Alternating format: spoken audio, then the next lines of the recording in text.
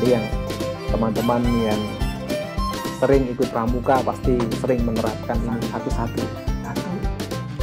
1, 2, ya, 3, 4. Ini adalah ditemukan, ya, ditemukan oleh siswa dalam sebuah proses pembelajaran. Nah, seperti ini. Oke, nah ini biasanya untuk kelas tinggi karena ini katanya dengan Pitagoras atau SMP kelas 1 gitu ya.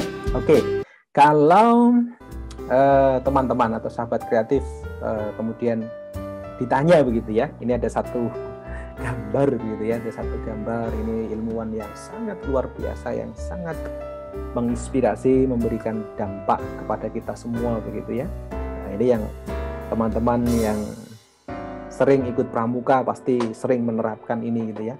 Sering kita mengukur berapa tinggi tiang bendera gitu ya, berapa tinggi cemara, berapa tinggi bangunan ini gitu. Nah, ini menggunakan prinsip ini, makanya ada alatnya. Saya lupa namanya itu ya.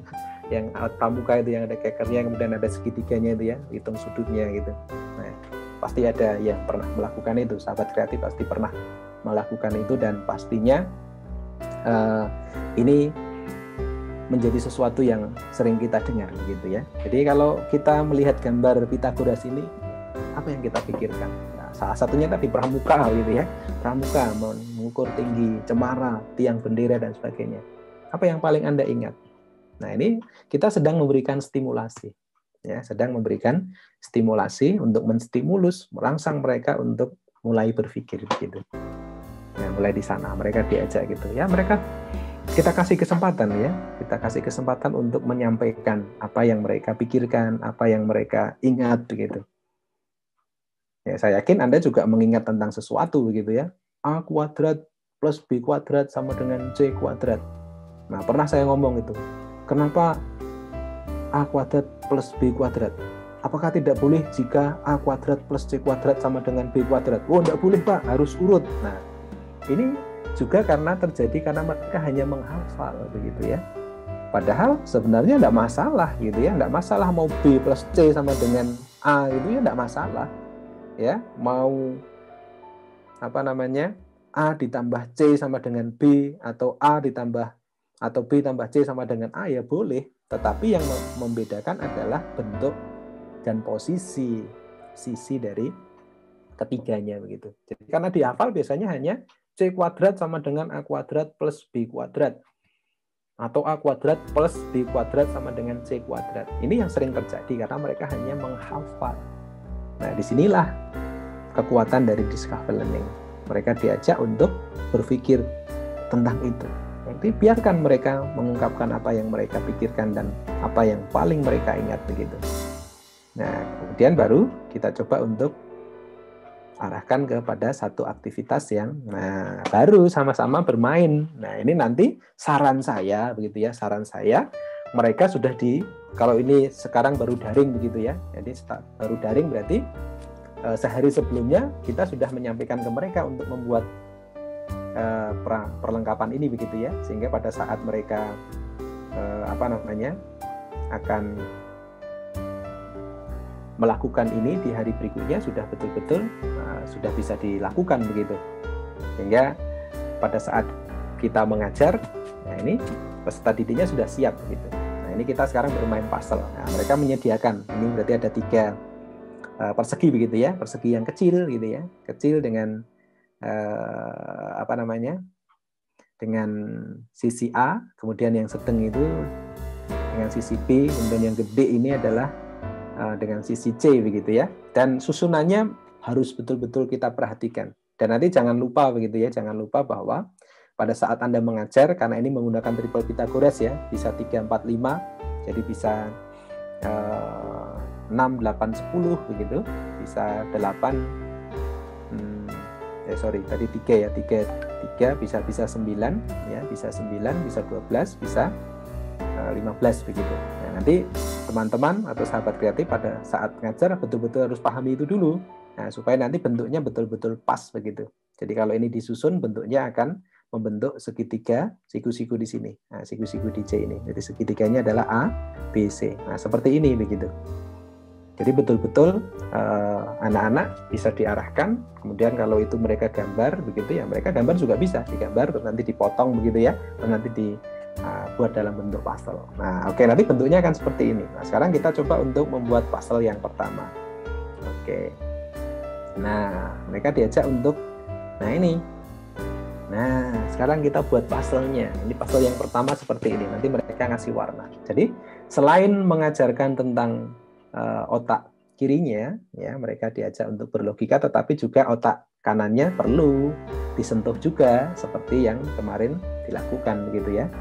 Tapi kalau ini lebih fokus ke penemuannya. Kalau bicara tentang 3CM, nah kenapa harus menggunakan keterampilan ini? Karena salah satunya kreativitas kan. Nah itu harus kalau 3CM akan lebih lengkap begitu.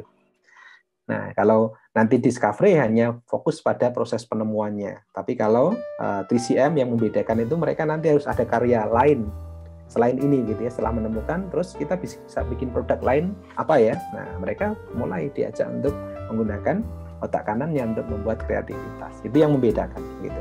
Nah, kemudian mereka diminta untuk, nah ini sudah dipotong gitu ya, dipotong sesuai dengan warnanya ini. Nah, kemudian silahkan anak-anak susun semua ini ya, persegi yang kecil yang sedang ini ditata di sini sehingga menutup semua daerah yang ada di sini. Nah, mereka akan berusaha itu ya, coba memasangkan begitu ya. Kita beri kesempatan.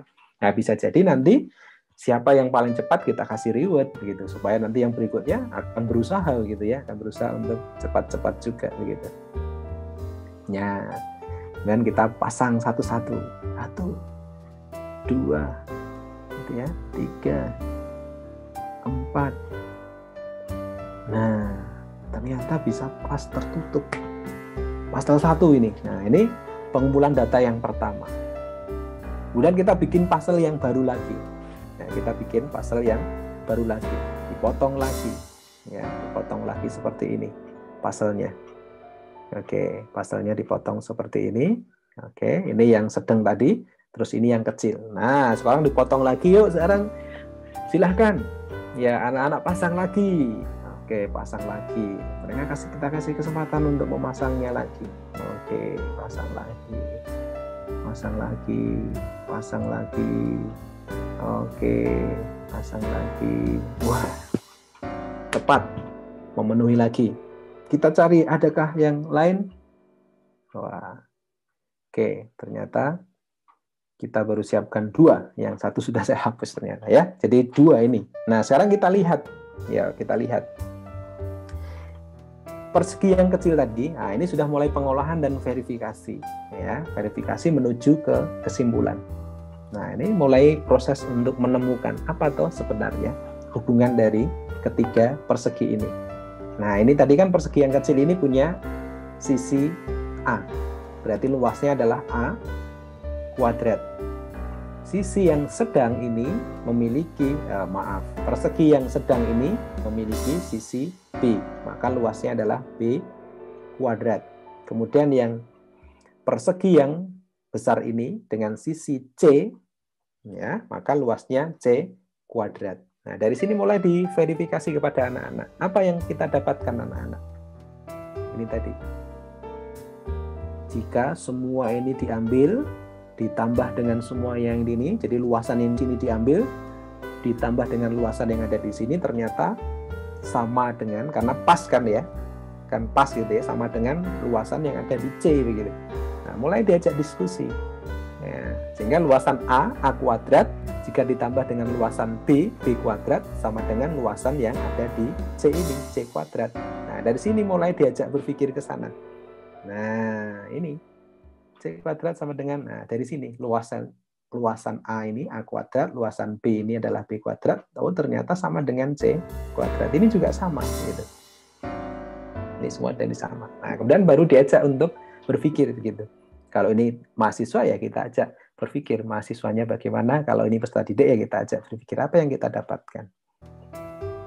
Ya, apa yang bisa kita simpulkan? Oh, ternyata luasan yang kecil ditambah dengan luasan yang besar, maka hasilnya sama dengan luasan yang luasan yang kecil ditambah dengan luasan yang sedang itu sama dengan luasan yang gede ini.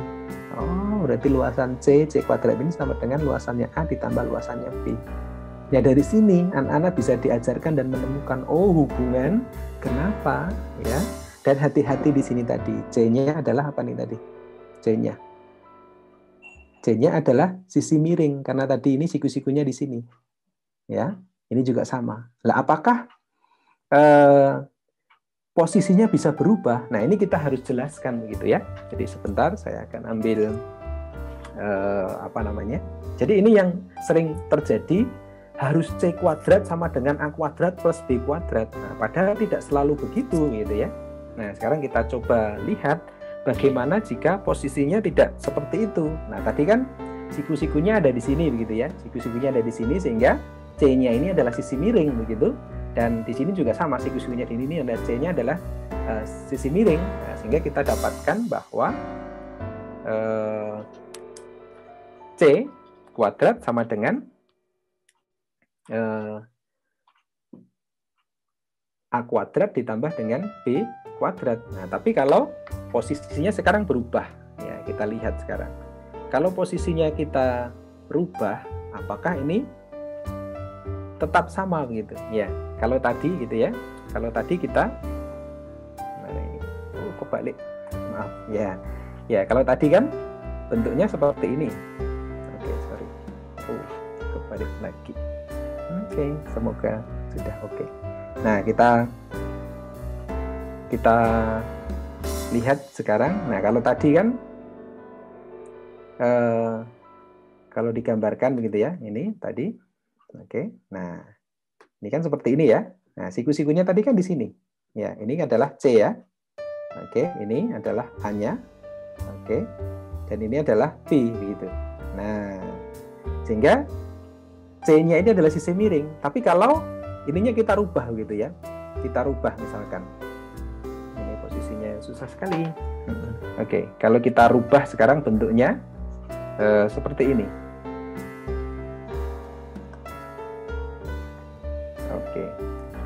Oke ya, kita pakai ini aja. Ternyata bisa. Nah, sekarang kalau saya buat seperti ini. Nah, ini A gitu ya.